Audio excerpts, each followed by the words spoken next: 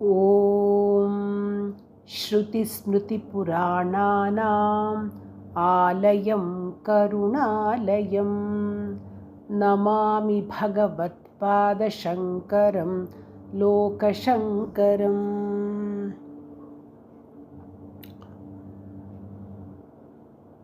ಆ ದಿನ ತಾಯಿ ಜೊತೆ ಮಗನೂ ಪೂರ್ಣಾ ನದಿಗೆ ಸ್ನಾನಕ್ಕೆ ಅಂತ ಹೊರಡ್ತಾನೆ. ಇನ್ನೂ ನಸುಕು ಮಸುಕು ಗುರುಕುಲದಲ್ಲಿ ವಿದ್ಯಾರ್ಥಿಗಳು ಒಬ್ಬೊಬ್ಬರಾಗೆ ಹೇಳ್ತಾ ಇದ್ದರು. ಗೋಶಾಲೆಯಲ್ಲಿ ಕೆಲಸಗಾರರು ಗೋವುಗಳ ಮೈ ತೊಳಿತಿದ್ರು. ತಾಯಿ ಜೊತೆ ನಿತ್ಯವೂ ಬರುತ್ತಿದ್ದ ಸೇವಕಿ ದೇಹಾಲಸ್ಯದಿಂದ ಆ ದಿನ ಬರಲಿಕ್ಕೆ ಆಗಲಿಲ್ಲ. ಅವಳಿಗೆ ಶಂಕರನೇ ತಾಯಿ ಜೊತೆಗೆ ಬರ್ತಾನೆ. ತಾಯಿ ನೀರಿಗಿಳಿತಾರೆ. ತಮ್ಮ ಸೀರೆಯನ್ನು ಕಸಿಕೊಳ್ತಾರೆ. ಬಿಂದಿಗೆಗಳನ್ನು ಚೆಂಬನ್ನು ತೊಳೆದುಕೊಂಡು 4-5 ಮುಳುಗು ಹಾಕಿ ಮೈ ತಿಕ್ಕೊಂಡು ಸ್ನಾನ ಮಾಡಿ ಒದ್ದೆಯನ್ನು ಹಿಂಡ್ಕೊಂಡು ಸ್ನಾನದ ಘಟ್ಟದ ಮೇಲೆ ಜಪಕ್ಕೆ ಕುಳಿತುಕೋತಾರೆ. ಶಂಕರನು ತಾಯಿಯ ಸ್ನಾನವಾಗುವ ವೇಳೆಗೆ ತಾನೂ ಸ್ನಾನ ಮುಗಿಸ್ತಾನೆ. ಹೊಳೆಯಲ್ಲಿಯೇ ಪ್ರಾತಃ ಸಂಧ್ಯಾ ವಂದನೆಯನ್ನು ಮಾಡ್ತಾನೆ. ತಾನು ಸಹಸ್ರ ಗಾಯತ್ರಿ ಜಪಕ್ಕೆ ಕೂತ್ಕೊಂಡ್ರೆ ತಡವಾಗಬಹುದು ಅಂತ 108 ಜಪ ಮಾಡ್ತಾನೆ. ಅವನ ಸಂಧ್ಯಾ ಜಪ ಎಲ್ಲ ಮುಗಿದ್ರೂ ತಾಯಿ ಜಪ ಇನ್ನೂ ಮುಗಿದಿರಲಿಲ್ಲ.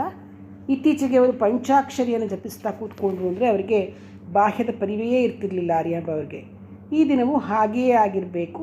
ಸುಮ್ಮನೆ ಕುಳಿತಿರ್ಲಿಕ್ಕಾಗಿದ್ದ ಶಂಕರ ವೇಗವಾಗಿ ಕೈ ಬೀಸುತ್ತಾ ತೇಲಿ ಹೋಗ್ತಾನೆ. ಆಚೆಯ ದಡ ಮುಟ್ಟಿದ್ದಾಯಿತು.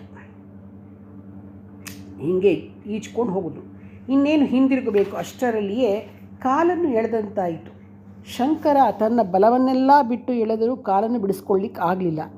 ದಣಿವು ಆಯಾಸಗಳು ಮುಖದಲ್ಲಿ ಕಂಡು ಬಂದು ತಾಯಿ ಇವನೇಕೆ ಅಲ್ಲಿ ಒದ್ದಾಡ್ತಿದ್ದಾನೆ ಅಂತ ಗಾಬರಿಯಿಂದ ನೋಡ್ತಾರೆ. ಶಂಕರ ಏನಪ್ಪ ಬೇಗ ಬಾ ಅಂತಾರೆ. ಬೇಗ ಬರುವುದೆಲ್ಲಿ? ಮೊಸಳೆಯ ಬಾಯಿಯಲ್ಲಿ ಕಾಲು ಸಿಕ್ಕಿದೆ, ಅದರಿಂದ ಬಿಡಿಸ್ಕೊಳ್ಳಲಿಕ್ಕೆ ಸುಲಭವೇ? ಸಾಧ್ಯವೇ? ತತ್ಕ್ಷಣ ಶಂಕರನಿಗೆ ತನ್ನ ಪರಿಸ್ಥಿತಿ ಅರಿವಾಗುತ್ತೆ.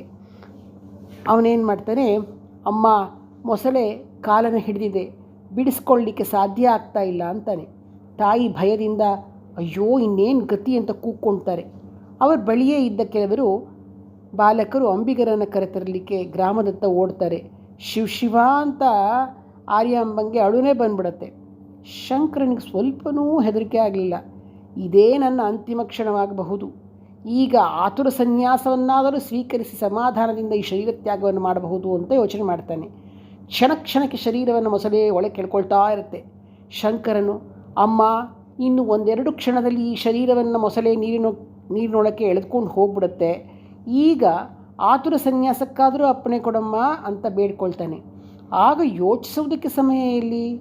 ಮಹಾಮಾತೃಶ್ರೀಯವರಾದ ಆರ್ಯಾಂಬರವರು ಮನಸ್ಸನ್ನು ಸಮಾಧಾನಗೊಳಿಸಿಕೊಂಡು ಶಿವನಾರಾಯಣನ ಸ್ಮರಣೆ ಮಾಡ್ತಾ, ಅಪ್ಪ ಶಂಕರ, ನಿನಗೆ ಸನ್ಯಾಸಕ್ಕೆ ನನ್ನ ಮನಃಪೂರ್ವಕವಾದ ಸಮ್ಮತಿಯನ್ನು ಕೊಟ್ಟಿದ್ದೇನೆ ಅಂತ ಹೇಳ್ತಾರೆ. ಇಷ್ಟಾದರೂ ಆಕೆ ಶಾಸ್ತ್ರವನ್ನು ಇತ್ತವರಲ್ಲವೇ? ಅವರ ಧ್ವನಿಯಲ್ಲಿ ನಡುಕ ಇತ್ತು. ಕಂಗಳು ನೀರಿನಿಂದ ತುಂಬಿದ್ವು. ಅದೇ ಕ್ಷಣದಲ್ಲಿ ಅತ್ತ ಸೂರ್ಯ ಉದಯಿಸ್ತಾ ಇದ್ದ ಹಾಗೆಯೇ ಶ್ರೀ ಶಂಕರ ದೀರ್ಘವಾದ ತನ್ನ 2 ಬಾಹುಗಳನ್ನು ಮೇಲೆ ಕೆತ್ತಿ ಓಂ ಭೂಹು ಸನ್ಯಸ್ತಮ್ಮಯ, ಓಂ ಭುವಃ ಸನ್ಯಸ್ತಮ್ಮಯ, ಓಂ ಭೂರ್ಭುವಸ್ವಃ ಸನ್ಯಸ್ತಮ್ಮಯ, ಅಭಯಂ ಸರ್ವಭೂತೇಭ್ಯ ಅಂತ ಹೇಳ್ತಾ ಪೂರ್ಣಾ ನದಿಯಲ್ಲಿ ಉಟ್ಟ ಸ್ನಾನದ ಪಂಚೆಯನ್ನು ತೇಲಿ ಬಿಡ್ತಾನೆ. ಯಜ್ಞೋಪವೀತವು ಪ್ರವಾಹದ ರಭಸಕ್ಕೆ ಕಳಚಿಕೊಂಡು ತೇಲಿ ಹೋಗುತ್ತೆ. ಕೌಪಿನ ವಿನ ಆತನ ಮೈ ಮೇಲೆ ಏನೂ ಇರಲಿಲ್ಲ. ಶ್ರೀ ಶಂಕರಾಚಾರ್ಯ ಆಗ್ತಿದ್ದಾಗಲೇ 10 ಜನ ಅಂಬಿಗರು ನದಿಯ ಉಭಯ ಪಾರ್ಶ್ವಗಳಿಂದಲೂ ಈಜಿ ಬಂದು ಭಲ್ಲೆ ಈಟಿಗಳಿಂದ ಮೊಸಳೆಯನ್ನು ತಿವಿಲಿಕ್ಕೆ ಅದು 10 ಗಾಯಗಳಿಂದ ನೋವು ತಡೆಯಲಾರದೆ ಶಂಕರರ ಕಾಲನ್ನು ಬಿಟ್ಟು ತೇಲಿ ಹೋಯಿತು. ಶ್ರೀ ಶಂಕರರು ನಿಧಾನವಾಗಿ ಈಜಿಕೊಂಡಿದ್ದ ಕಡೆ ಬಂದರು. ತಾಯಿಯ ಪಾದಕ್ಕೆ ನಮಸ್ಕಾರ ಮಾಡಿದರು. ತಾಯಿ, ನಿನ್ನ ಅಪ್ಪಣೆಯಂತೆ ನಾನು ಇಂದಿನಿಂದ ಸನ್ಯಾಸಿಯಾಗಿದ್ದೇನೆ. ಇಂದಿನಿಂದ ನಾನು ಮನೆಯಲ್ಲಿ ಇರುವಂತಿಲ್ಲ. ಈ ದಿನ ಶ್ರೀ ಕೃಷ್ಣ ದೇವಾಲಯದಲ್ಲಿದ್ದು ಅನಂತರ ನನ್ನ ಗುರುವಿಗಾಗಿ ಅನ್ವೇಷಣೆಯನ್ನು ಪ್ರಾರಂಭಿಸ್ತೇನೆ ಅಂತ ಹೇಳಿದರು. ತಾಯಿಗೆ ಒಂದು ಕಡೆ ಸಂತೋಷ, ಮತ್ತೊಂದು ಕಡೆ ದುಃಖ. ಹೊಳೆಯ ಬದಿಯಲ್ಲಿದ್ದವರಿಗೆಲ್ಲ ಆಶ್ಚರ್ಯ. ಈ ಬಾಲ ವಿದ್ವಾಂಸ ಇಷ್ಟು ಬೇಗ ಸನ್ಯಾಸಿಯಾದನಲ್ಲ ಅಂತ ಆಶ್ಚರ್ಯ. ತಾಯಿ ಆರ್ಯಾಂಬ, ಅಪ್ಪ ಶಂಕರ, ಇದೆಲ್ಲವೂ ಭಗವಂತನ ಲೀಲೆ, ಇಚ್ಛೆ ಅಂತಕ್ಕಂಥದ್ದು ನನಗೀಗ ಅರ್ಥವಾಯಿತು. ನೀನು 3 ದಿನದ ಮಟ್ಟಿಗಾದರೂ ಇಲ್ಲೇ ಇರು. ನೀನು ಏಕಾಂಗಿಯಾಗಿ ಹೋಗಲು ನಾನು ಒಪ್ಪುವುದಿಲ್ಲ. ನಿನ್ನೊಡನೆ ಒಬ್ಬಿಬ್ಬರಾದರೂ ಅನುಚರನ್ನು ಕಳಿಸ್ಕೊಡ್ತೇನೆ. ಈ ದಿನದ ಭಿಕ್ಷೆ ಮಾತೃಹಸ್ತದಿಂದಲೇ ಆಗಲಿ. ಭಿಕ್ಷಾಕಾಲಕ್ಕೆ ಬ್ರಹ್ಮಚಾರಿಗಳನ್ನು ಕಳಿಸ್ತೇನೆ. ಗುರುಕುಲಕ್ಕೆ ಬಂದುಬಿಡು ಅಂತ ಹೇಳಿದರು. ಶ್ರೀ ಶಂಕರನನ್ನು ದೇವಾಲಯದತ್ತ ಕಳುಹಿಸಿ ತಾವು ಮನೆ ಹತ್ರ ಹೊರಟರು. ಆ ದಿನ ಕಾಲಟಿಯಲ್ಲೆಲ್ಲ ಕೋಲಾಹಲ. ಬಾಲಶಂಕರ ಸನ್ಯಾಸ ಸ್ವೀಕರಿಸಿದ ಸುದ್ದಿಯೇ ಎಲ್ಲ ಕಡೆ ಹರಡಿಬಿಟ್ಟಿದೆ. ಬಹಳ ಜನ ಶ್ರೀಕೃಷ್ಣ ದೇವಾಲಯಕ್ಕೆ ಬಂದು ಶ್ರೀ ಶಂಕರರ ದರ್ಶನ ಮಾಡ್ತಾರೆ. ಹಿರಿಯರಾದ ಕೆಲವರು ಈ ಆತುರ ಸನ್ಯಾಸವನ್ನು ಆಕ್ಷೇಪಿಸ್ತಾರೆ. ಕೆಲವರು ಸನ್ಯಾಸ ಕಲಿವರ್ಜ್ಯವೆಂದರು. ಮತ್ತು ಕೆಲವರು ಗೃಹಸ್ಥಾಶ್ರಮ ವಾನಪ್ರಸ್ಥಾಶ್ರಮಗಳಾದ ನಂತರ ಮುಪ್ಪಿನಲ್ಲಿ ಸನ್ಯಾಸ ತೆಗೆದುಕೊಳ್ತಕ್ಕಂಥ ಸೂಕ್ತವಾಗ್ತಿತ್ತು ಅಂದರು. ಇನ್ನೂ ಕೆಲವರು ಕರ್ಮ ಮಾಡಲಾಗದ ಕುಂಟ, ಹೆಳವ, ಕುರುಡ ಇಂಥವರು ಮಾತ್ರ ಸನ್ಯಾಸ ತೆಗೆದುಕೊಳ್ಬೋದು ಅಂದರು. ಆದರೆ ಜನ್ಮತಃ ಸಹಜವಾದ ವೈರಾಗ್ಯ ಜ್ಞಾನಪ್ರಾಪ್ತಿ ಪಡೆದ ಶಂಕರರು ಅವರೆಲ್ಲರನ್ನ ಸಮಾಧಾನ ಪಡಿಸ್ತಾ ತಾವು ಸನ್ಯಾಸ ತೆಗೆದುಕೊಳ್ಳಬೇಕೆಂಬ ಬಲವಾದ ಪ್ರೇರಣೆಯನ್ನು ಹೊಂದಿದ್ದುದು ತಮ್ಮ ಜೀವನದ ಧ್ಯೇಯ. ಅದಕ್ಕೆ ತಕ್ಕಂತೆ ಮೊಸಳೆ ನಮ್ಮನ್ನು ಹಿಡಿದಿದ್ದು, ಆಗ ಅನ್ಯಥಾ ಮಾರ್ಗವಿಲ್ಲದೆ ಆಪತ್ ಸನ್ಯಾಸ ಸ್ವೀಕರಿಸತಕ್ಕಂಥದ್ದು ಎಲ್ಲವನ್ನು ವಿವರಿಸಿ, ಸನ್ಯಾಸವು ಆಶ್ರಮಗಳೆಲ್ಲ ಅತ್ಯಂತ ಶ್ರೇಷ್ಠವಾದುದು, ಅದು ತಾನಾಗಿ ನನಗೆ ಪ್ರಾಪ್ತವಾಗಿದೆ, ನಾನು ಅದನ್ನು ವಿನಯದಿಂದ ಒಪ್ಪಿಕೊಂಡಿದ್ದೇನೆ ಎಂದರು. ಒಬ್ಬಿಬ್ಬರು ಕರ್ಮವಾದಿಗಳಿಗೆ ಸಮಾಧಾನ ಆಗಲಿಲ್ಲ ಅವ್ರ ಮಾತು. ಆ ದಿನ ತಾಯಿಯಿಂದ ಭಿಕ್ಷೆ ಸ್ವೀಕರಿಸಿದ್ರು. ಮಾರನೆಯ ದಿನ ಮತ್ತು ಮೂರನೇ ದಿನವೂ ತಾಯಿಯಿಂದಲೇ ಭಿಕ್ಷೆ ಸ್ವೀಕರಿಸಿ ಮೂರನೇ ದಿನ ಮಧ್ಯಾಹ್ನದ ಭಿಕ್ಷೆಯ ನಂತರ ಪ್ರಯಾಣಕ್ಕೆ ಸಿದ್ಧವಾದರು. ಶ್ರೀ ಶಂಕರರಿಗೆ ಅತ್ಯವಶ್ಯಕವಾಗಿರ್ತಕ್ಕಂಥ ಓಲೆ ಗ್ರಂಥಗಳು, ಒಂದೆರಡು ವಸ್ತ್ರಗಳು ಇವುಗಳನ್ನು ಸಿದ್ಧಪಡಿಸಲಾಯಿತು. ಗುರುಕುಲದ ಹಿರಿಯ ವಿದ್ಯಾರ್ಥಿಗಳಾದ ಪರಮೇಶ್ವರ, ನಾರಾಯಣ, ಸದಾಶಿವ ಅವರು ಶಂಕರರ ಜೊತೆ ಹೊರಡೋದು ಅಂತ ನಿಶ್ಚಯ ಆಯಿತು. ಗೋವಿಂದನು ಆರ್ಯಾಂಬಾರವರನ್ನು ನೋಡ್ಕೊಳ್ತಾ ಗುರುಕುಲವನ್ನು ನಡೆಸ್ಕೊಂಡು ಹೋಗಬೇಕು ಅಂತ ನಿರ್ಧಾರ ಆಯಿತು. ಈ ವಿಚಾರವನ್ನೆಲ್ಲ ತಿಳಿದ ಆ ಸೀಮೆಯ ರಾಜ ಪಲ್ಲಕ್ಕಿಯನ್ನು, ಬೋವಿಗಳನ್ನು ಕಳಿಸಿಕೊಡ್ತಾನೆ. ಆದರೆ ಶಂಕರರು, ನಾನು ಗುರುವಿನ ಅನ್ವೇಷಣೆಗಾಗಿ ಹೊರಟಿದ್ದೇನೆ, ವಾಹನದಲ್ಲಿ ಪ್ರಯಾಣಿಸುವುದು ವಿನಯವಲ್ಲ, ಸಮಂಜಸವಲ್ಲ, ನಡೆದೇ ಹೋಗ್ತೇನೆ ಅಂತ ಹೇಳಿ ಪಲ್ಲಕ್ಕಿಯನ್ನು ವಾಪಸ್ ಕಳಿಸ್ಕೊಟ್ಬಿಟ್ರು. ತಾಯಿಯ ದರ್ಶನ ಮಾಡಿ ಆಕೆಯ ಪಾದಗಳಿಗೆ ನಮಸ್ಕಾರ ಮಾಡಿ ಆರ್ಯಾಂಬ 3 ದಿವಸಗಳಿಂದ ಅವಳು ಅವಳಿಗೆ ಬೇಜಾರಾಗಿ ಹೋಗ್ಬಿಟ್ಟಿದೆ, ಕುಗ್ಗಿ ಹೋಗ್ಬಿಟ್ಟಿದ್ದಾರೆ. ಅವರ ದುಃಖ ಅಂತೂ ಅವ್ರಿಗೆ ಗೊತ್ತು. ಎಷ್ಟಾದರೂ ಒಬ್ಬನೇ ಮಗ, ಅವನನ್ನು ಬಿಟ್ಕೊಡೋ ಸುಲಭವಾ?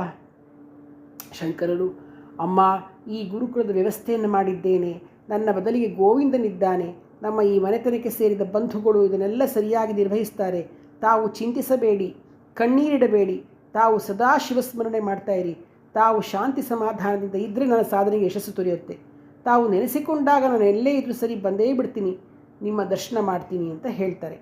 ಮ್ಲಾನವದರಾಗಿರ್ತಕ್ಕಂಥ ಆರ್ಯಾಂಬ, ಶಂಕರ, ನೀನು ಮಹಧ್ಯೇಯದಿಂದ ಪ್ರೇರಿತನಾಗಿ ಹೊರಟಿರುವಾಗ ನಾನು ಅಡ್ಡಿ ಮಾಡಲ್ಲ, ಆದರೆ ನನ್ನದೊಂದು ಆಸೆ ಇದೆ ಮಗು, ಅದನ್ನು ನಾನು ಬಿಡಲಾರೆ ತೊಳಲಾಡ್ತಿದ್ದೇನೆ ಎಂದರು. ಶಂಕರರು, ಅಮ್ಮ, ತಮ್ಮ ಆಸೆಯನ್ನು ತಿಳಿಸಿರಿ, ಅದನ್ನು ಖಂಡಿತವಾಗಿ ನಾನು ಶಿರಸಾವಹಿಸಿ ನಡೆಸಿಕೊಡ್ತೇನೆ ಎಂದರು. ವತ್ಸ, ನನ್ನ ಅಂತಿಮ ಕಾಲದಲ್ಲಿ ನೀನು ನನ್ನ ಬಳಿಯಲ್ಲಿ ಇರಬೇಕು, ನಿನ್ನ ಕೈಗಳಿಂದಲೇ ಈ ಶರೀರಕ್ಕೆ ಸಂಸ್ಕಾರ ಮಾಡಬೇಕು ಅಂದರು ತಾಯಿ. ಬಾಲಗುರುವು, ಅಮ್ಮ, ಆಗಲಿ, ನಿನ್ನ ಅಪೇಕ್ಷೆಯನ್ನು ಖಂಡಿತವಾಗಿ ನಡೆಸ್ತೇನೆ ಎಂದರು. ಸುತ್ತ ನೆರ ಜನಸಮೂಹ ಉಘೇ ಉಘೇ ಅಂತ ಜಯಘೋಷ ಮಾಡಿತು. ಒಬ್ಬಿಬ್ಬರು ಕರ್ಮವಾದಿಗಳು ಕರ್ಮವನ್ನೆಲ್ಲ ತೊರೆದು ಬಿಟ್ಟಿದ್ದಾನೆ, ಸನ್ಯಾಸಿಯಾಗಿದ್ದಾನೆ, ತಾನೇ ಸಂಸ್ಕಾರ ಮಾಡ್ತಾನಂತೆ ಅಂತ ಗೊಣಕ್ಕೊಂಡ್ರು. ತಾಯಿಯ ಪಾದಕ್ಕೆ ಮತ್ತೊಮ್ಮೆ ದೀರ್ಘದಂಡ ಪ್ರಣಾಮವನ್ನು ಸಲ್ಲಿಸಿ ಶ್ರೀ ಶಂಕರರು ಉತ್ತರಾಪಥವಾಗಿ ತಮ್ಮ ಅನುಚರರೊಡನೆ ಪ್ರಯಾಣ ಹೊರಟರು. ಆರ್ಯಾಂಬ ಬಾಗಿಲ ಬಳಿಯೇ ನಿಂತು ನೋಡ್ತಾ ಇದ್ದಾರೆ. ಅಗ್ರಹಾರ ಜನವೆಲ್ಲ ಸ್ವಲ್ಪ ದೂರದವರೆಗೆ ನಡೆದು ಬಾಲಯತಿಯನ್ನು ಬೀಳ್ಕೊಡ್ತಾರೆ.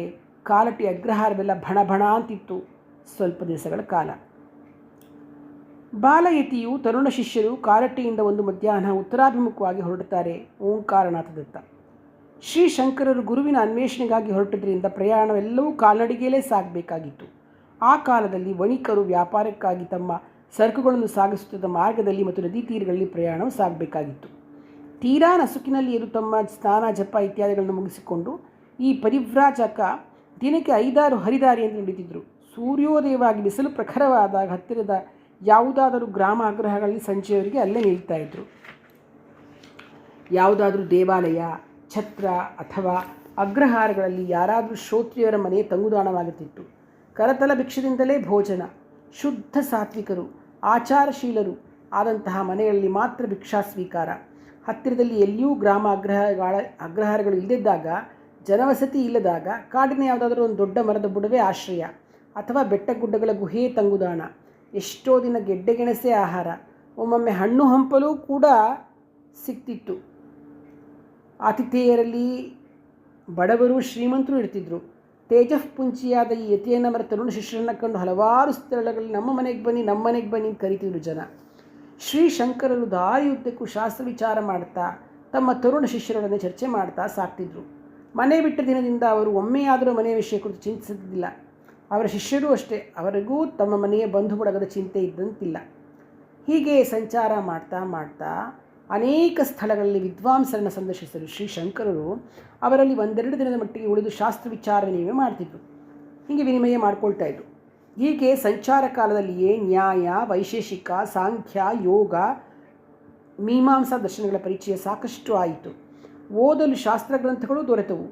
ಚಿಕ್ಕ ಬಾಲಕ ಇವನೇನು ಕಲಿತಿದ್ದಾನೆ ಅಂದ್ಕೊಂಡು ಅಷ್ಟೊಂದು ಅನೇಕ ಪಂಡಿತರು ಈ ಬಾಲ ದಕ್ಷಿಣಾಮೂರ್ತಿಯ ಜೊತೆ ಚರ್ಚೆಗಿಳಿದಾಗ ಇವರ ಅಗಾಧವಾದ ಪ್ರತಿಭೆ, ವಿದ್ವತ್ತಿಗೆ, ವಿನಯ, ಸೌಜನ್ಯಗಳಿಗೆ ಮಾರು ಹೋಗ್ಬಿಟ್ಟಿದ್ರು. ಒಂದು ಕಡೆ ಕರ್ನಾಟಕ ದಕ್ಷಿಣ ತುದಿಯಲ್ಲಿ ಶ್ರೀಶಂಕರರು ಅಗ್ರಹಾರವೊಂದಕ್ಕೆ ಬಂದರು. ಮಧ್ಯಾಹ್ನ ಆಗಿತ್ತು. ಹತ್ತಿರದಲ್ಲಿ ಇದ್ದ ತಟಾಕವೊಂದರಲ್ಲಿ ಮಧ್ಯಾಹ್ನದ ಸ್ನಾನ ಜಪಾನುಷ್ಠಾನಗಳನ್ನು ಮಾಡಿಕೊಂಡು ಭಿಕ್ಷೆಗಾಗಿ ನಾರಾಯಣ ಪರಮೇಶ್ವರರು ಹೊರಟರು. ಅವರು ಬಂದ ಮೊದಲ ಮನೆಯಲ್ಲಿ ಬಾಗಿಲಲ್ಲಿ ವೃದ್ಧರೊಬ್ಬರು ಯಾರನ್ನೋ ನಿರೀಕ್ಷಿಸುತ್ತಾ ನಿಂತಂತೆ ಇತ್ತು. ಶ್ರೀಶಂಕರರ ಶಿಷ್ಯರು ಬಾಗಿಲ ಬಳಿ ಬಂದು ಭವಾನ್ ಭಿಕ್ಷಾನ್ ದೇಹಿ ಅಂತ ಕೇಳಿದರು. ವೃದ್ಧ ಬ್ರಾಹ್ಮಣ, ಅಪ್ಪ ಒಳಕ್ಕೆ ಬನ್ನಿ, ಈ ದಿನ ಯಾರೂ ಅತಿಥಿಯೇ ಬರಲಿಲ್ವಲ್ಲ ಅಂತ ಯೋಚನೆ ಮಾಡ್ತಿದ್ದೆ. ನೀವು ಬಂದಿದ್ದೀರಾ, ಬನ್ನಿ ಒಳಗೆ. ಅರ್ಘ್ಯಪಾದ್ಯಗಳನ್ನು ಒಪ್ಪಿಸಿಕೊಂಡು ಭೋಜನ ಮಾಡುವರಂತೆ ಎಂದರು. ಆಗ ಬ್ರಹ್ಮಚಾರಿ ಪರಮೇಶ್ವರ, ಸ್ವಾಮಿನ್, ನಾವು ನಾಲ್ವರಿದ್ದೇವೆ. ತಾವು ಎಷ್ಟು ಭಿಕ್ಷೆ ನೀಡುತ್ತೀರೋ ಅದನ್ನು ಈ ಜೋಳಿಗೆಯಲ್ಲಿ ಹಾಕಿರಿ. ನಮ್ಮ ಗುರುಗಳು ಮತ್ತು ಇನ್ನೊಬ್ಬ ಸಹಪಾಠಿಯೂ ಅಗ್ರಹಾರದ ಹೊರಗಿನ ತಟಾಕದ ಬಳಿ ಇದ್ದಾರೆ. ಅವರೊಡನೆ ನಾವು ಭಿಕ್ಷೆ ಸ್ವೀಕರಿಸ್ತೇವೆ ಎಂದರು. ವೃದ್ಧ ಬ್ರಾಹ್ಮಣ, ಅಪ್ಪ ಮಕ್ಕಳೇ, ನಿಮ್ಮ ಗುರು ಎಲ್ಲಿದ್ದಾರೆ ತೋರಿಸಿ, ನಾವು ಅವರನ್ನು ಮತ್ತು ನಿಮ್ಮ ಇನ್ನೊಬ್ಬ ಸಹಪಾಠಿಯನ್ನು ಆಹ್ವಾನಿಸುತ್ತೇವೆ. ಈ ದಿನ ಎಲ್ಲರೂ ಇಲ್ಲಿಯೇ ಬಂದು ಪ್ರಸಾದ ಸ್ವೀಕರಿಸಿ ಎಂದರು. ಆರ್ಯರೇ, ನಾನೇ ಹೋಗಿ ತಮ್ಮ ಆಹ್ವಾನವನ್ನು ಅವರಿಗೆ ತಿಳಿಸಿ ಬರ್ತೇನೆ, ಕರ್ಕೊಂಬರ್ತೀನಿ ಅಂತ ಹೇಳಿ ಪರಮೇಶ್ವರ ನಾರಾಯಣ ಹಿಂತಿರುಗಿ ಬಂದು ಶ್ರೀಶಂಕರರಿಗೆ ಬ್ರಾಹ್ಮಣನ ಅಪೇಕ್ಷೆಯನ್ನು ವಿಜ್ಞಾಪಿಸಿದರು. ಆ ಬ್ರಾಹ್ಮಣ ವಿದ್ವಾಂಸನಂತ ತೋರ್ತಾನೆ, ಅಗ್ನಿಹೋತ್ರಿ ಮತ್ತು ವಿನಯ ಸಂಪನ್ನ, ಪ್ರತಿನಿತ್ಯವೂ ಅತಿಥಿಗಳಿಗಾಗಿ ಕಾದು ಶ್ರದ್ಧೆಯಿಂದ ಸತ್ಕಾರ ಮಾಡ್ತಾನೆ ಅಂತ ಹೇಳಿದರು. ಶಂಕರರು ಶಿಷ್ಯರ ಮಾತನ್ನು ಆಲಿಸಿ ಆ ಬ್ರಾಹ್ಮಣನ ಮನೆಗೆ ಹೋದರು. ಬ್ರಾಹ್ಮಣನು ಆತನ ಪತ್ನಿಯು ಈ ಬಾಲಯತಿಯನ್ನು ನೋಡಿ ವಿಸ್ಮಿತರಾದರು. ಇಬ್ಬರು ಶ್ರೀ ಶಂಕರರ ಪಾದಗಳನ್ನು ತೊಳೆದು ಒರೆಸಿ ಒಳಗೆ ಕರೆದೊಯ್ದು ಆಸನದಲ್ಲಿ ಕುಳ್ಳಿರಿಸಿದರು. ಕುಶಲ ಪ್ರಶ್ನೆಯಾದ ನಂತರ ಎಲ್ಲರಿಗೂ ತೃಪ್ತಿಕರವಾದ ಭೋಜನ ಮಾಡಿಸಿದರು. ವೃದ್ಧ ಬ್ರಾಹ್ಮಣ ಬಾಲಯತಿಯೇ, ತಾವು ಈ ಅಗ್ರಹಾರದಲ್ಲಿ ಇರುವವರೆಗೆ ನೀವು ನಮ್ಮಲ್ಲೇ ಭಿಕ್ಷೆಗೆ ಬರಬೇಕೆಂದು ನನ್ನ ಪ್ರಾರ್ಥನೆ ಎಂದರು. ಶ್ರೀಶಂಕರರು, ಪೂಜ್ಯರೇ, ನಾನು ಗುರುವಿನ ಅನ್ವೇಷಣೆ ಮಾಡ್ತಾ ಹೊರಟಿದ್ದೇನೆ, ಎಲ್ಲಿಯೂ ಒಂದು ರಾತ್ರಿಗಿಂತ ಹೆಚ್ಚು ನಿಲ್ಲಲಾರೆ ಎಂದು ವಿನಯದಿಂದ ಹೇಳ್ತಾರೆ. ವೃದ್ಧ ಬ್ರಾಹ್ಮಣನು ಆತನ ಪತ್ನಿಯು ಈ ಪರಿವ್ರಾಜಕರನ್ನು ಭಕ್ತಿ ವಿಶ್ವಾಸದಿಂದ ಬೀಳ್ಕೊಡ್ತಾರೆ. ಶ್ರೀಶಂಕರರು ಅವರ ಶಿಷ್ಯರು ಸಹ್ಯಾದ್ರಿ ಶ್ರೇಣಿಯ ದಕ್ಷಿಣ ತುದಿಯಿಂದ ನದಿ, ಹಳ್ಳ, ಕೊಳ್ಳ, ಗಿರಿ, ವನಗಳಲ್ಲೇ ನಡೀತಾ ಕರ್ನಾಟಕದ ವನಶ್ರೀಯ ಸೊಬಗನ್ನು ಸವಿತಾ ಅಲ್ಲಿಯ ಗ್ರಾಮಸ್ಥರ ಆದರಾತಿಥ್ಯವನ್ನು ಸ್ವೀಕರಿಸ್ತಾ ಒಂದು ಮಧ್ಯಾಹ್ನ ದಟ್ಟವಾದ ಅರಣ್ಯ ಪ್ರದೇಶಕ್ಕೆ ಬರ್ತಾರೆ. ಎಲ್ಲಿ ನೋಡಿದ್ರೂ ಬೆಟ್ಟಗಳ ಶಿಖರ, ಅವು ಆಕಾಶವನ್ನು ಮುಟ್ಬಿಡ್ತಿತ್ತೋ ಅನ್ನೋ ಹಾಗೆ ಎತ್ತರಕ್ಕೆ ಕಾಣಿಸ್ತಾ ಇತ್ತು. ಸುತ್ತಮುತ್ತಲೂ ಹಸಿರಿನ ತುಂಬಿ ಕಂಗೊಳಿಸುತ್ತಿದ್ದ ವಿವಿಧ ವೃಕ್ಷ ತರುಣತೆಗಳು. ಬೆಟ್ಟವೊಂದರ ಬುಡದಲ್ಲಿ ನೀರು ತುಂಬಿ ಹರಿಯುತ್ತಿರುವ ನದಿ, ಅಲ್ಲೊಂದು ಇಲ್ಲೊಂದು ಪರ್ಣಕುಟಿ. ಅತ್ಯಂತ ರಮಣೀಯವೂ ಪ್ರಶಾಂತವೂ ಆದ ಈ ಸ್ಥಳವನ್ನು ನೋಡಿ ಶಂಕರರು ತುಂಬ ಸಂತೋಷಪಟ್ಟರು. ನಾರಾಯಣ, ಈ ಸ್ಥಳದಲ್ಲಿ ಮನಸ್ಸು ಶಾಂತವೂ ಸಮಾಧಾನವೂ ಆಗ್ತಾ ಇದೆ, ಇದು ಯಾವುದೋ ಋಷ್ಯಾಶ್ರಮವಿರಬೇಕು ಅಂದರು. ನಾರಾಯಣನು ಕೂಡ ನಮಗೂ ಹಾಗೆ ಅನಿಸ್ತು, ತಪಸ್ಸು ಮಾಡಲಿಕ್ಕೆ ತುಂಬ ಚೆನ್ನಾಗಿರೋ ಜಾಗ ಇದು ಅಂತ ಹೇಳ್ತಾನೆ. ನಾಲ್ವರು ನದಿಯಲ್ಲಿ ಸ್ನಾನ ಮಾಡಿದ್ರು, ತಮ್ಮ ಜಪ ಅನುಷ್ಠಾನಗಳನ್ನು ಮಾಡಿದ್ರು. ಅಲ್ಲಿ ಭಿಕ್ಷೆಗೆ ಹೋಗಲು ಯಾವ ಗೃಹವೂ ಕಾಣಲಿಲ್ಲ. ಪರಮೇಶ್ವರನು ಹತ್ತಿರದಲ್ಲಿಯೇ ಇದ್ದ ಮರವೊಂದನ್ನು ಏರಿ ಕೆಲವು ಮಾವಿನ ಹಣ್ಣುಗಳನ್ನು ಕಿತ್ತು ತಂದನು. ಅಂದು ಅದೇ ಫಲಾಹಾರ. ಸ್ವಲ್ಪ ವಿಶ್ರಮಿಸಿಕೊಂಡ್ರು ಮರವೊಂದರ ನೆರಳಲ್ಲಿ. ಆಗ ಶಂಕರರಿಗೆ ವಿಸ್ಮಯಕಾರಕವಾದ ಒಂದು ದೃಶ್ಯ ಕಾಣಿಸ್ತು. ನದಿಯಲ್ಲೊಂದು ದೊಡ್ಡ ಕಲ್ಲು ಬಂಡೆ, ಅದರಲ್ಲಿ ಒಂದು ಪೊಟ್ರೆ, ಅಲ್ಲಿಂದ 4-5 ಕಪ್ಪೆಗಳು ಮೇಲೇರಿ ಬಂಡೆಯ ಮೇಲೆ ಬಂದು ಕೂತ್ಕೊಂಡಿದ್ದಾವೆ. ಬಂಡೆಯು ಬಿಸಿಲಲ್ಲಿ ಕಾದಿತ್ತು. ಆ ಸಮಯದಲ್ಲಿ ಒಂದು ಸರ್ಪವು ಪೊಟರೆಯಿಂದ ಹೊರಬಂದು ಕಪ್ಪೆಗಳಿಗೆ ತನ್ನ ಹೆಡೆಯನ್ನು ಬಿಚ್ಚಿ ನೆರಳನ್ನು ನೀಡಿತು. ಶಂಕರರಿಗೆ ಆಶ್ಚರ್ಯವಾಯಿತು. ಕಪ್ಪೆಗಳು ಸ್ವಭಾವತಃ ತುಂಬ ಪುಕ್ಕಲು ಜೀವಿಗಳು, ಸರ್ಪವಾದರೂ ಸ್ವಭಾವತಃ ತುಂಬ ಉಗ್ರ ಜಂತು. ಇವೆರಡೂ ಒಂದೇ ಪೊಟರೆಯಲ್ಲಿ ವಾಸ ಮಾಡ್ತಾ ಇವೆ. ಇದೆಂತಹ ಅಪೂರ್ವವಾದ ಮೈತ್ರಿ, ಸ್ನೇಹ ಅಂತ ಅಚ್ಚರಿಪಟ್ಟರು. ತಮ್ಮ ಶಿಷ್ಯರನ್ನು ಕರೆದು ಈ ದೃಶ್ಯವನ್ನು ತೋರಿಸಿದ್ರು. ಅವ್ರಿಗೂ ಆಶ್ಚರ್ಯ ಆಯಿತು.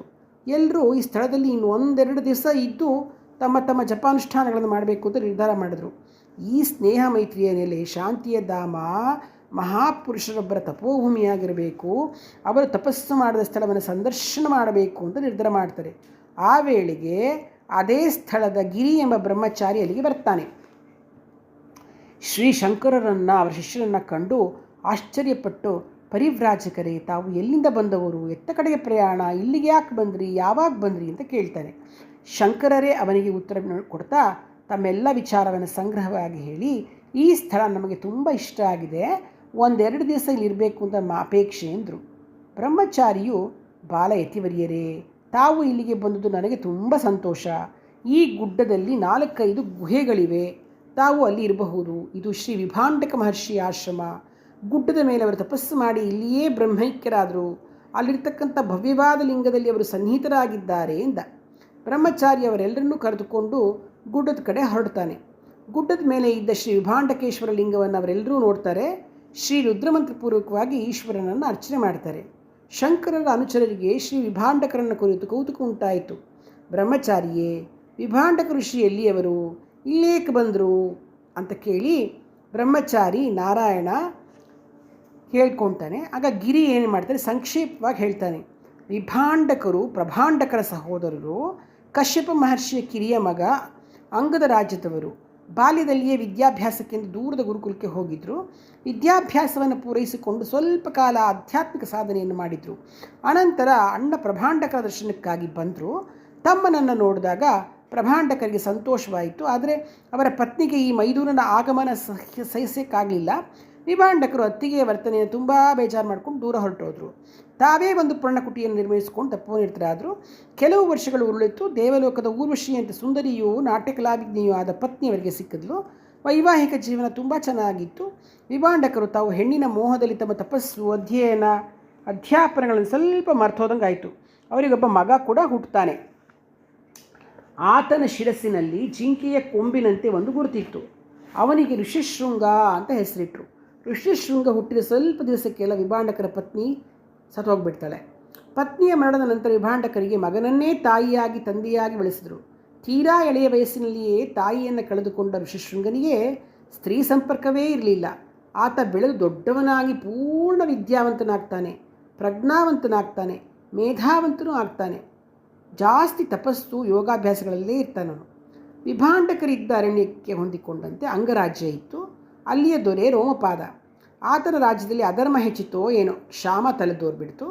ಮಳೆಯಾಗಲಿಲ್ಲ, ಬೆಳೆಯಾಗಲಿಲ್ಲ. ಸತತವಾಗಿ 12 ವರ್ಷ ಕ್ಷಾಮ ಪೀಡಿಸ್ತು. ಜನ ಕಂಗಾಲಾಗ್ಬಿಟ್ರು. ಬಹಳಷ್ಟು ಜನ ದೂರದ ರಾಜ್ಯಗಳಿಗೆ ಹೋದರು. ಪಶುಪ್ರಾಣಿಗಳೆಲ್ಲ ಆಹಾರ ಪಾನೀಯಗಳಿಲ್ಲದೆ ಸತ್ತೋಗ್ತಾ ಇದ್ವು. ದೇಶದಲ್ಲಿ ಎಲ್ಲಿ ನೋಡಿದ್ರೂ ರೋಗ ರುಜಿನ ಸಾವುಗಳು. ಕಾಡುಗಳೆಲ್ಲ ಒಣಗೋದ್ವು. ಕಾಡಿನ ಪ್ರಾಣಿಗಳು ಊರಿಗೆ ನುಗ್ಗಿದ್ವು. ಎಲ್ಲೆಡೆಯೂ ಹಾಹಾಕಾರ ಉಂಟಾಯಿತು.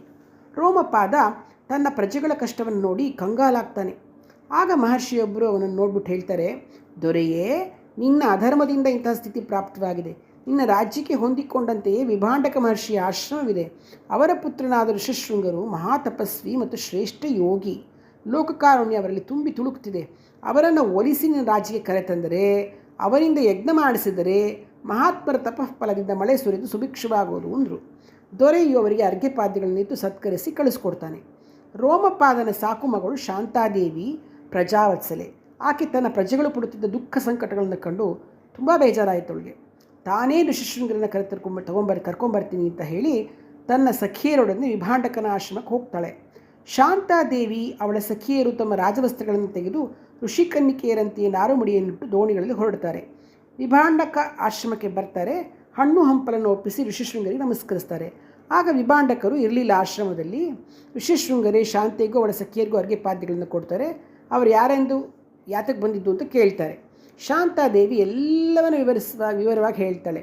ತಾವು ಪಕ್ಕದಲ್ಲಿಯೇ ಇರತಕ್ಕಂತಹ ಅಂಗರಾಜ್ಯಕ್ಕೆ ಸೇರಿದವರೆಂದೂ ಅಲ್ಲಿಯ ಅರಣ್ಯಗಳ ಮುನಿವಟ್ಟುಗಳೆಂದು ನಾವೆಲ್ಲ ಅಂಗರಾಜ್ಯದಲ್ಲಿ ಕ್ಷಾಮಪೀಡಿಯಾಗಿದ್ದು ಸಾವಿರಾರು ಜೀವಗಳು ಸಾಯ್ತಾ ಇದೆಯಂತೂ ಋಷಿಶೃಂಗರು ಕೃಪೆ ಮಾಡಿ ಅಲ್ಲಿಗೆ ಬರಬೇಕು ಅಂತಲೂ ಪ್ರಾರ್ಥಿಸ್ಕೊಳ್ತಾರೆ. ವಿಭಾಂಡಕರ ಅಪ್ಪಣೆ ಇಲ್ಲದೆ ಋಷಿಶೃಂಗ ಎಲ್ಲಿಗೂ ಹೋಗ್ತಿರಲಿಲ್ಲ. ಆದರೆ ಜೀವದಯಾ ಕಾರುಣ್ಯ ಅವರ ಮನ ಕರಗ್ತು. ಪಾಪ ಅವನ್ನೆಲ್ಲ ಉಳಿಸ್ಬೇಕು ಅಂತ. ಅವರು ಬೇಗ ಹಿಂದಿರುಗುವ ವ್ಯವಸ್ಥೆ ಮಾಡಿದಲ್ಲಿ ಬರ್ತೇನೆ ಎಂದರು. ಶಾಂತಾದೇವಿ ಆಗಲಿ ಅಂದ್ಲು. ಋಷಿಶೃಂಗರು ದೋಣಿಯಲ್ಲಿ ಕೂತ್ಕೊಂಡ್ರು. ದೋಣಿ ರೋಮಪಾದನ ರಾಜ್ಯದ ಗಡಿ ಸೇರುತ್ತಲೇ ರಾಜನು ಪುರೋಹಿತ ಮಂತ್ರಿಗಳೊಡನೆ ಅವರನ್ನು ಸ್ವಾಗತಿಸ್ತಾನೆ. ತನ್ನ ದೇಶಕ್ಕೆ ಒದಗಿದ್ದ ದುಸ್ಥಿತಿಯನ್ನು ವಿವರಿಸ್ತಾನೆ. ಪರಮದಯಾಳುವಾಗಿರ್ತಕ್ಕಂಥ ಋಷ್ಯಶೃಂಗರು ಮಳೆ ಸುರಿದು ಸಸ್ಯ ಸಮೃದ್ಧಿಯಾಗಲಿ, ಜನ ಧರ್ಮದಿಂದ ಬಾಳಲಿ ಅಂತ ಹಾರೈಸ್ತಾರೆ. ಲೋಕ ಕಲ್ಯಾಣಕ್ಕಾಗಿ, ಪ್ರಜಾಕ್ಷೇಮಕ್ಕಾಗಿ ಹಲವಾರು ಕೃತುಗಳನ್ನು ನಡೆಸಿದರು. ಮಹಾತ್ಮರ ಮನೋಭಿಷ್ಟದಂತೆಯೇ ಆಯಿತು. ಆಕಾಶದಲ್ಲಿ ಮೋಡಗಳು ಬಂದು ಸಲಗಗಳಂತೆ ಸಾಲುಗಟ್ಟಿ ನಿಂದು ಮಳೆ ಸುರಿಸಿದ್ವು. ಜನರೆಲ್ಲ ಹರ್ಷೋದ್ಗಾರ ಮಾಡ್ತಾ ಕುಣಿದಾಡಿದ್ರು. ಋಷ್ಯಶೃಂಗರನ್ನು ಮಳೆಯ ಋಷಿ ಅಂತಲೇ ಬಹಳ ಕೊಂಡಾಡಿದ್ರು ಎಲ್ಲರೂ. ಋಷ್ಯಶೃಂಗರು ಅರಸನ ಪ್ರಾರ್ಥನೆ ಅಂತ ಅಲ್ಲಿಯೇ ಸ್ವಲ್ಪ ದಿನ ಇದ್ದರು. ಮತ್ತೆ ಹಲವಾರು ಯಜ್ಞಯಾಗಾದಿಗಳನ್ನು ನೆರವೇರಿಸಿದ್ರು. ಶಾಂತಾದೇವಿ ಈ ಮುನಿಕುಮಾರನ್ನು ವರಿಸಿ ವಿವಾಹವಾದಲು. ಋಷ್ಯಶೃಂಗರು ಇನ್ನೂ ಸ್ವಲ್ಪ ಕಾಲ ಅಂಗರಾಜ್ಯದಲ್ಲಿಯೇ ಇದ್ದರು. ರೋಮಪಾದನ ಬಂಧುವಾದ ದಶರಥ ಮಹಾರಾಜನ ಕೋರಿಕೆಯಂತೆ ಆತನ ರಾಜಧಾನಿಗೆ ದಯಮಾಡಿಸಿ ಪುತ್ರಕಾಮೇಷ್ಟಿಯಾಗವನ್ನು ನಡೆಸಿಕೊಟ್ರು. ಋಷ್ಯಶೃಂಗರ ಆಶೀರ್ವಾದದಿಂದಲೇ ಶ್ರೀರಾಮ, ಭರತ, ಲಕ್ಷ್ಮಣ ಮತ್ತು ಶತ್ರುಘ್ನರನ್ನು ದಶರಥ ಪಡೆದ.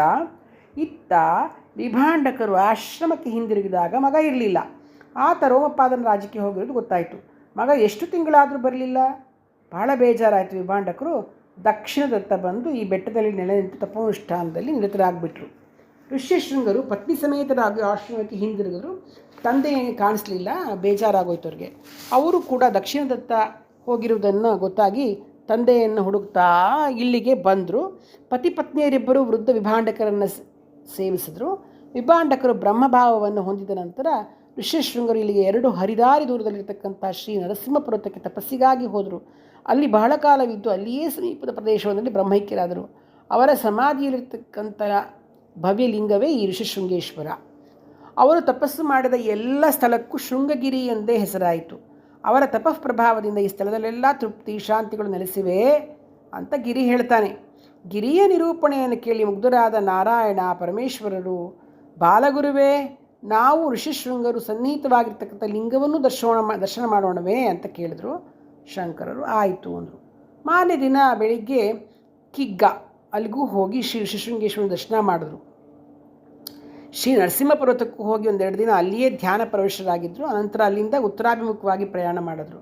ಹಾಗೆ ಅವರೆಲ್ಲರೂ ಸಾಗ್ತಿದ್ದಾಗ ಅವರನ್ನು ಹಿಂಬಾಲಿಸಿಕೊಂಡು ಒಂದು ಹೋರಿಕರು ಬರ್ತಾಯಿತ್ತು.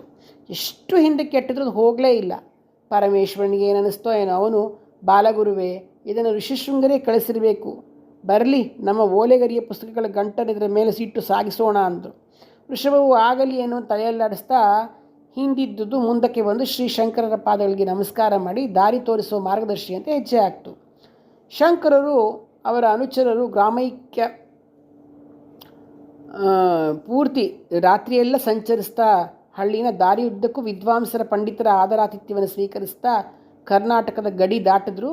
ನೋಡಿದ ಜನಕ್ಕೆಲ್ಲ ಇಷ್ಟು ಸಣ್ಣ ಬಾಲಕ ಇನ್ನೂ ಆಟ ಆಡ್ತಾ ಅಪ್ಪ ಅಮ್ಮನ ಪ್ರೀತಿಯಲ್ಲಿ ಬೆಳಿಬೇಕಾಗಿರ್ಬೇಕಂತವನು ಈ ಒಳ್ಳೆ ಹಿಂಗೆ ವಿರಾಗಿಯಾಗಿದ್ದಾನಲ್ಲ ಅಂತ ಎಲ್ರಿಗೂ ಆಶ್ಚರ್ಯ. ತೀರಾ ಬಾಲ್ಯದಲ್ಲಿಯೇ ತಾಯಿಯನ್ನು ಬಿಟ್ಟು ಗುರುವನ್ನು ಅನ್ವೇಷಿಸುತ್ತಾ ಸಾವಿರಾರು ಹರಿದಾರಿ ದೂರವನ್ನು ಕ್ರಮಿಸುತ್ತಾ ದುರ್ಗಮವಾದ ಬೆಟ್ಟ ಗುಡ್ಡ ಕ್ರೂರ ಮೃಗಗಳುಳ್ಳ ಕಾಡುಗಳ ಮೂಲಕ ನಡೆದು ಬರ್ತಾ ಇದ್ದಾನಲ್ಲ ಅಂತ ಎಲ್ರಿಗೂ ಆಶ್ಚರ್ಯ. ಪಾಲಕನ ಧೈರ್ಯ ಸ್ಥೈರ್ಯ, ಗುರುವಿನ ಅನ್ವೇಷಣೆಯಲ್ಲಿ ಅವಿರತ ಪ್ರಯತ್ನ, ಮಹಾಸಾಧನೆ ಇವುಗಳೆಲ್ಲವೂ ಜನಪದಕ್ಕೆ ಮೆಚ್ಚುಗೆಯಾದವು. ಪಂಡಿತರಂತೂ ಈ ಬಾಲಯತಿಯ ಪ್ರಜ್ಞೆ ಮತ್ತು ಮೇಧೆಯನ್ನು ತುಂಬ ಕೊಂಡಾಡ್ತಿದ್ರು. ಹೀಗೆ ಶಂಕರರು ಅವನ ಅನುಚರರು ದಾರಿ ಉದ್ದಕ್ಕೂ ಜನರ ಪ್ರೀತಿ ವಿಶ್ವಾಸ ಗಳಿಸುತ್ತಾ ನರ್ಮದಾ ತೀರದ ಓಂಕಾರನಾಥದ ತೀರಾ ಸಮೀಪದಲ್ಲಿ ನರ್ಮದಾ ತೀರದಲ್ಲಿರ್ತಕ್ಕಂತಹ ಶ್ರೀ ಗೋವಿಂದ ಪಾದರ ಆಶ್ರಮಕ್ಕೆ ಬರ್ತಾರೆ. ಧನ್ಯವಾದಗಳು.